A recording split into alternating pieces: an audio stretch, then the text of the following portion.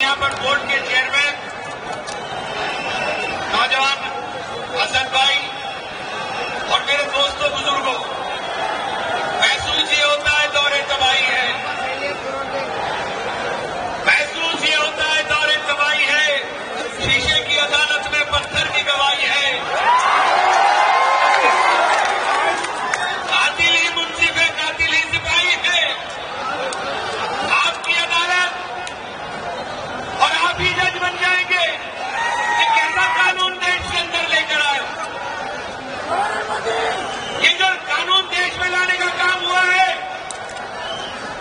एक बात आपको कह देना चाहते हैं, आज पूरे देश की मीडिया में मैंने रात बोल दिया था बहस चल रही है, फिर दोबारा कहना चाहता हूं, यहां नेशनल मीडिया है, सुन ले कान खोल करके कि ये लोकतंत्र है, ये राजशाही नहीं है। आप लोग अजर और अमर नहीं हो गए होगे, आप लोग ये होगे जिस दिन हम सत्ता में आएंगे 1 घंटे के अंदर इसको उखाड़ के फेंक देंगे। और जहां जहां हमारी सरकारें हैं, अरे भाई एक मिनट रुकिए, जहां जहां हमारी सरकारें हैं या गैर बीजेपी सरकारें हैं, ये उन स्टेट के अंदर लागू नहीं होगा, चाहे जो कर लीजिए आपसे जो करना।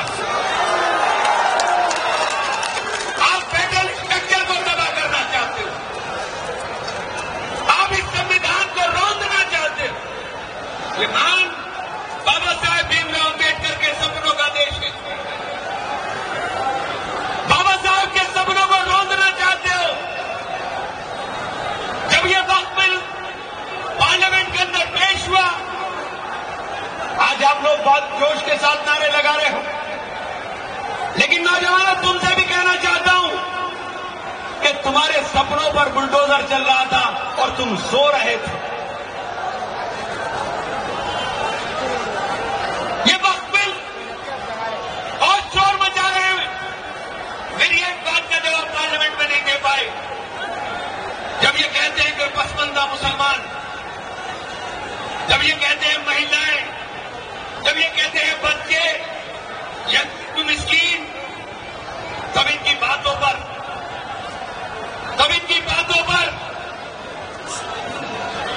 ये तो हो जाएगा भाई, रखिए मिनिस्टर बनने से अकेले कुछ और काम है इसके अलावा। ये जब ये बोलते हैं प्रधानमंत्री और गृह मंत्री,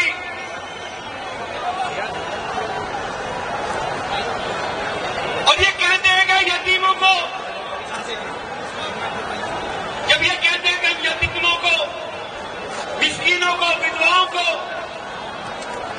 और पसमंदा मुसलमानों को अधिकार देंगे, तब मैंने इनसे सवाल किया था पार्लियामेंट में। जब आपने ये कहा, प्रधानमंत्री ने कहा मैं एक हाथ और एक हाथ से कंप्यूटर देखना चाहता हूं, मदरसों को तोड़ करके, मदरसों पर ताला लगा करके, जहां जहां तुम्हारी सरकारें हैं वहां से खुद छीनना चाहते हो नौबिल्ला। और अलीगढ़ मुस्लिम यूनिवर्सिटी जहां से कलम मिल सकती है, जहां से कंप्यूटर मिल सकता है, उस कलम को और कंप्यूटर को छीनना चाहते हो, उस मुस्लिम यूनिवर्सिटी को बर्बाद कर करके। आप सब लोगों से एक निवेदन करना चाहता हूं, यह आपकी सरकार है। शब्बीर साहब ने अभी ऐलान भी कर दिया है, फहीम कुरैशी साहब से मैंने कल भी कहा था कि जल्द से जल्द यहां असेंबली के अंदर, महेश बाबू साहब से भी गुजारिश कर रहा हूं कि जल्द से जल्द असेंबली का इजलास बुला करके इस बिल के लिए आप प्रस्ताव पास करने का काम करें, जैसे कर्नाटका के अंदर हो गया।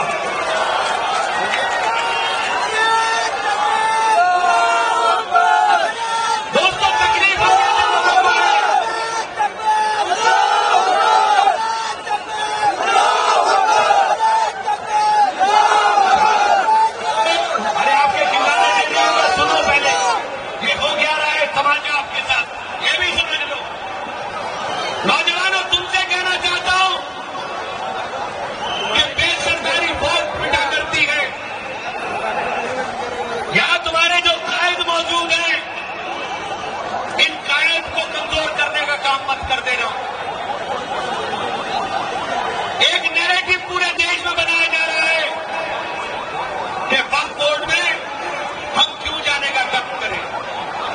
वक्फ बोर्ड हमको क्या देता है? मैं आपसे पूछना चाहता हूं।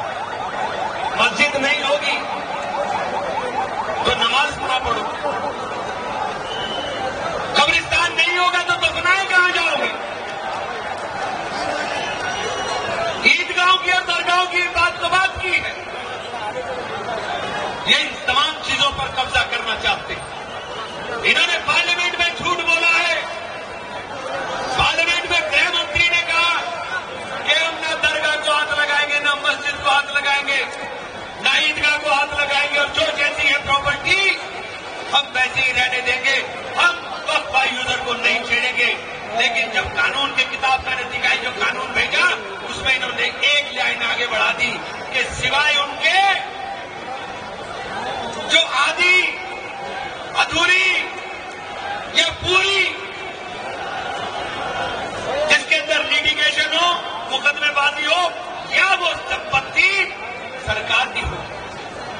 हमारी प्रॉपर्टी को सरकारी बताओगे, और जब आप सरकारी बता दोगे, तो जब हमने सवाल किया कि आपने तो ये कहा, तो फिर उसको बोल कर गए, कोई जवाब नहीं आया। पूरे देश में एक नैरेटिव फैला रहे हैं कि हम गरीब बच्चों की, पसमंदा मुसलमानों की मदद करेंगे। मैं तुमसे पूछना चाहता हूं, आप सल्लल्लाहु अलैहि वसल्लम के आखिरी खुतबे के बाद क्या तुम्हारे अंदर ये गुंजाइश है? बताओ, ये गुंजाइश है क्या तुम्हारे अंदर? मोहम्मद रसूल अल्लाह। हम लोग ईमान की रस्सी के साथ बंधे हुए लोग हैं। ये हमारे अंदर तोड़ डालना चाहते हैं, और डाल करके हमने पूछ लिया, चलिए आप इनके नाम लेकर के कर रहे हैं, इनका बताइए। आपने पिछले 10 साल से हमारे बच्चों की स्कॉलरशिप रोकने का काम करते। स्कॉलरशिप कौन बच्चा लेता है? वो गरीब का बच्चा लेता है, वो मजदूर का बच्चा लेता है, वो पसमंदा बच्चा लेता है। आपने हमारी यूनिवर्सिटी को तबाह कर दिया। आप कलम देना नहीं चाहते। आप इस कानून में कानून रखा हुआ है, इस कानून में एक लफ्ज बता दिया जिसमें आपने पसमंदा मुसलमानों के बच्चों की तालीम के लिए, यतीम और मिस्कीन बच्चों के उत्थान के लिए, या गरीब और बेसहारा और विधवा महिलाओं के लिए आपने एक लाइन लिखी है। एक लाइन नहीं लिखी गई, लेकिन पूरे देश में नैरेटिव फैला दिया। और कुछ हम तनख्वाहिए हैं, लगा करके, टोपी लगा करके आपको दिखाई देते हैं, ये तनख्वाहिए हैं, तनख्वाहिए जो सरकार की ढोल बजा रहे हैं। वक्त भी अच्छा है, इन दोजख में भी जगह नहीं मिलेगी। ये मुसलमान सबसे बड़ा हमला है। ये मुसलमानों पर इतना बड़ा हमला है। और ये बात आपसे इसलिए कह रहा हूं कि आज लड़ाई मुसलमान सिर्फ तुम्हारी नहीं है। ये हमला असल मानों में अगर किसी पर है, तो ये असल हमला इस्लाम के ऊपर है। ये बात आज आपको समझ में आ जानी चाहिए। यहां तो ये मजबूत हाथ खड़े हुए हैं आपका हाथ थामने के लिए। उन जगहों की खैर करो, उन जगहों के लिए दुआ करो जिन जगहों के ऊपर रहना मुश्किल हो गया, रहना दुश्वार हो गया। नफरत की बुनियाद के ऊपर ये समाज को बांटने वाले लोग न समाज के लिए बेहतर हो सकते, न देश के लिए बेहतर हो सकते, और नफरतों की बुनियाद पर कोई मुल्क तरक्की नहीं किया करता। इसलिए आपसे कहना चाहता हूं, और एक बात आपसे कहकर अपनी बात खत्म करूंगा, और मेरी बात में अगर दम हो, वजन हो, तो मेरी बात की हिमायत करना। समंदर में जब तूफान हो, उस तूफान के थपेड़ों को छोटी किश्ती बर्दाश्त करती है या बड़ा जहाज बर्दाश्त करता है, फैसला तुम्हें करना है। आज सियासत के समंदर में तूफान है,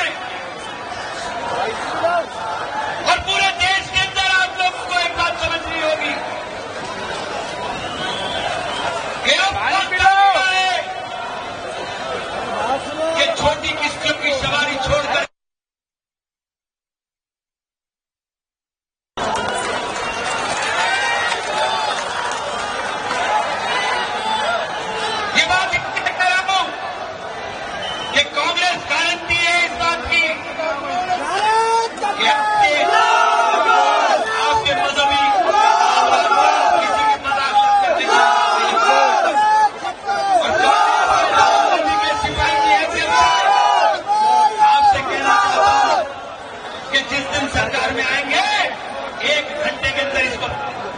जो कानून बना करके लाए हो, हम इसको ठीक करने का काम